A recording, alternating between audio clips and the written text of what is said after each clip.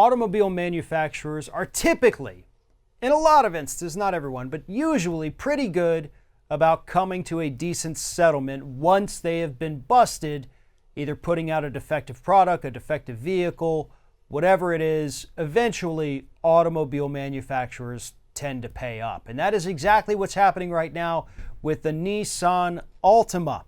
Certain models and years of the Nissan Altima were experiencing transmission failure. They were experiencing sudden stoppage without activating the brake lights, which could result in rear-end collisions.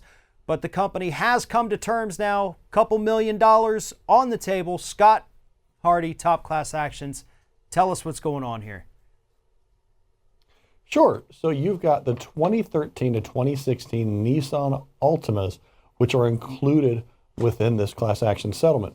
Now here is a really bad part, but thankfully Nissan has remedied it. But there were a lot of consumers that got hurt.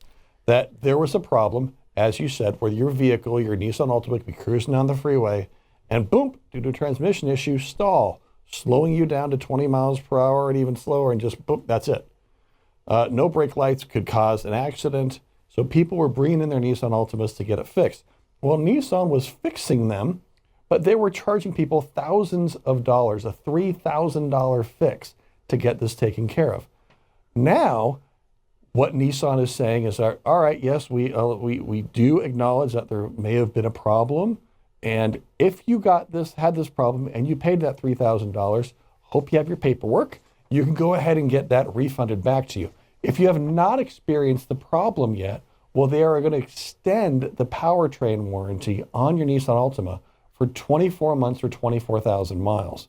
So that should really help some folks out. If they think they're having transmission problems and they've got that 2013 to 2016 Nissan Altima, absolutely get into your dealer and have them check it out. We don't have the full details of this settlement yet, but you will want to make sure you're covered because obviously $3,000 is a huge amount of money. Absolutely. And part of the issue too here is that, not only did Nissan make them pay the $3,000, but it says that the fix often left them with more defective parts. So, if you're just taking out the bad parts and replacing them with more bad parts, that doesn't seem like a fix at all, but it still would cost people upwards of $3,000. And, as we always say, anytime we're talking about vehicle things here, and this has already come to settlement, you'll be taking claims very soon here, but it never is just the one.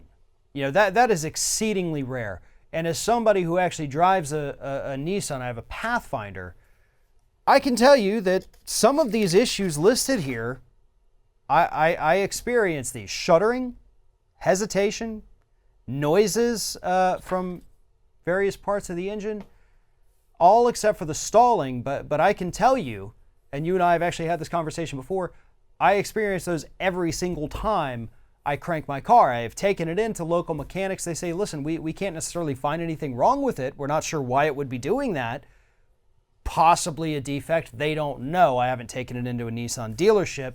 However, if you own a Nissan vehicle, be a little vigilant here. I know this is not the first time Scott and I have even talked about Nissans. So pay attention, really, any vehicle. If it's doing something out of the ordinary and you take it in and they can't seem to find a problem, that may be a good time to go ahead and put the feelers out to Scott and the good folks over at TCA. Let them know, hey, I'm having this vehicle problem.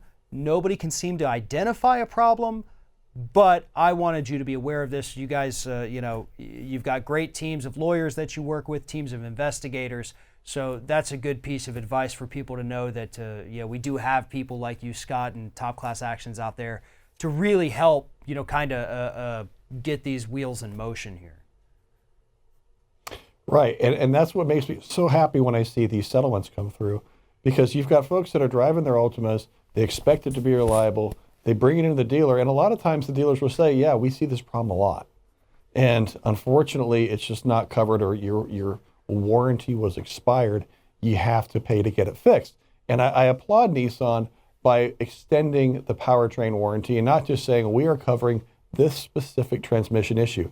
Because like you said, once you fix one problem and what's covered in this class action, they go ahead and identify a bunch of other things. So if there's one problem in the transmission, then that could go through the rest of the powertrain itself. And so by acknowledging it and saying we are extending the warranty for the powertrain, they are really helping take care of their customers. And so I hope that if you've got a Nissan Altima and you experience any problems, or like you said, Farron, if you're experiencing some stuttering and some other problems with your car, take it into the dealer as soon as we've got more details for this settlement here to get that claim taken care of. And hopefully it will be on Nissan's dime and not yours. Absolutely. For anybody needing more information on this issue, please follow the link in the description of this video. Head on over to Top Class Actions and make sure while you're over there to sign up for their weekly newsletter to stay on top of all of these important issues consumers need to be aware of. Scott Hardy with Top Class Actions, thank you very much for talking to us. You're welcome. Thanks for your time, Farron.